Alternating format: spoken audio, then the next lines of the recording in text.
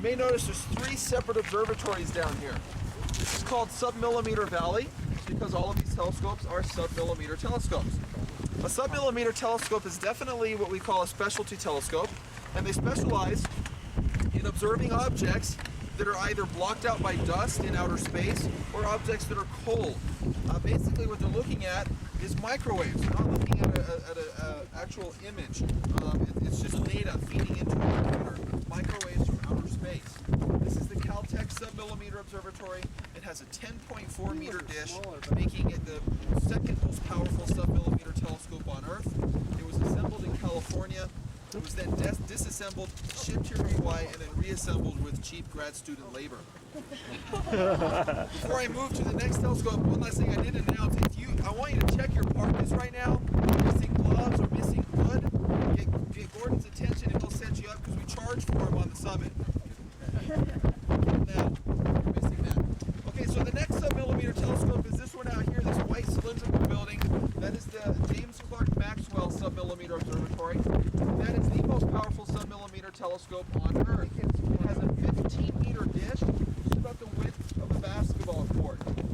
You have to keep the detector in that telescope very, very cold. In fact, one of the coldest continuous places on Earth is inside of that telescope. The detector is kept cold with liquid helium at 458 degrees below zero. What is believed to be just a couple of degrees off of absolute zero. Finally, the last submillimeter observatory, you may see one of the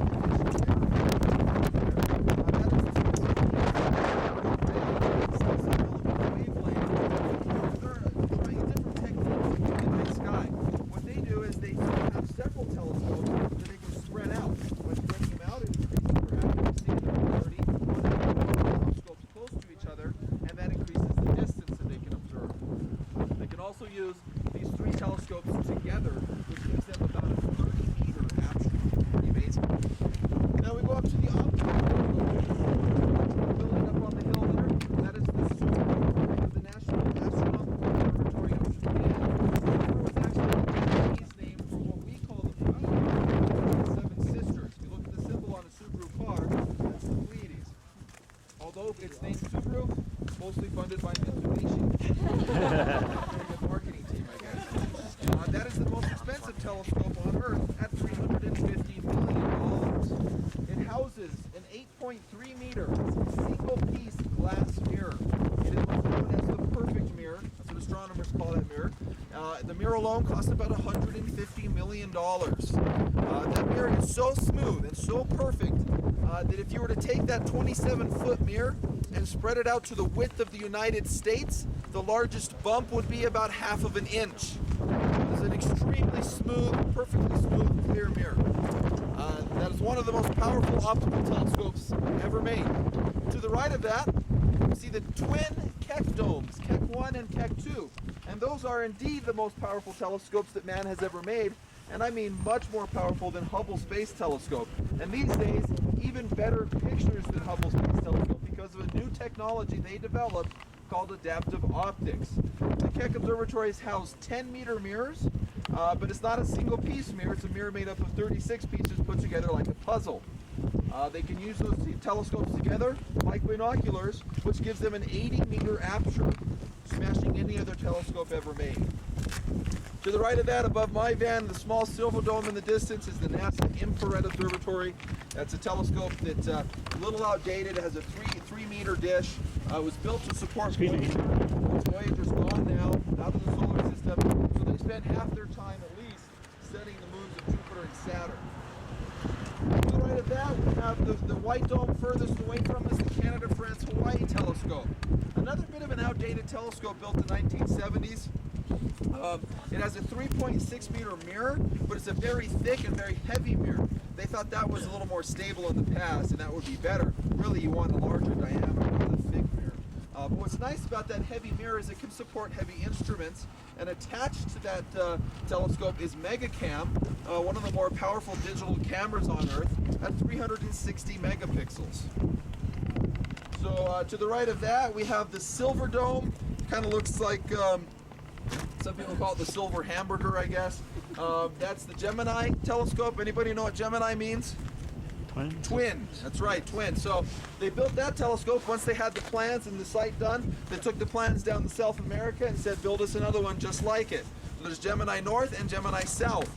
Southern Hemisphere astronomers come north to study and vice versa. This way they can study the whole night sky using the same instrument. It's an optical telescope with an 8.1 meter mirror, or a very large mirror, and it can also operate in infrared. When it does, it's the most powerful infrared on Earth.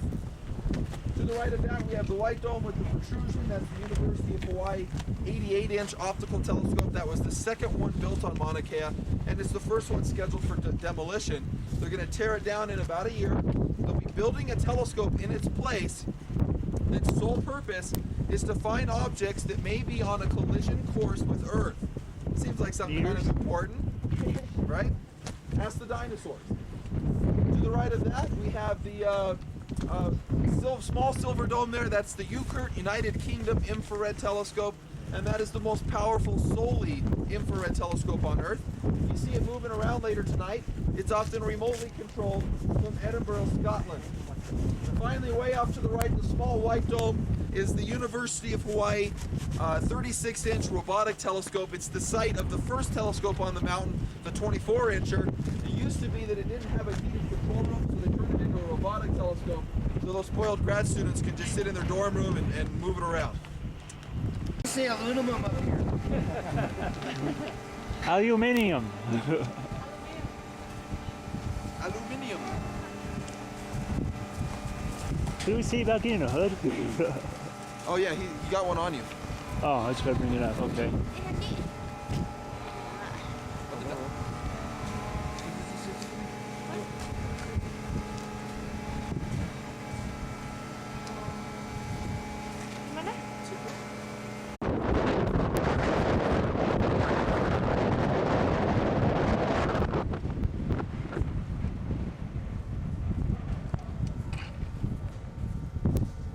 It's nice for a little nature to be quiet during this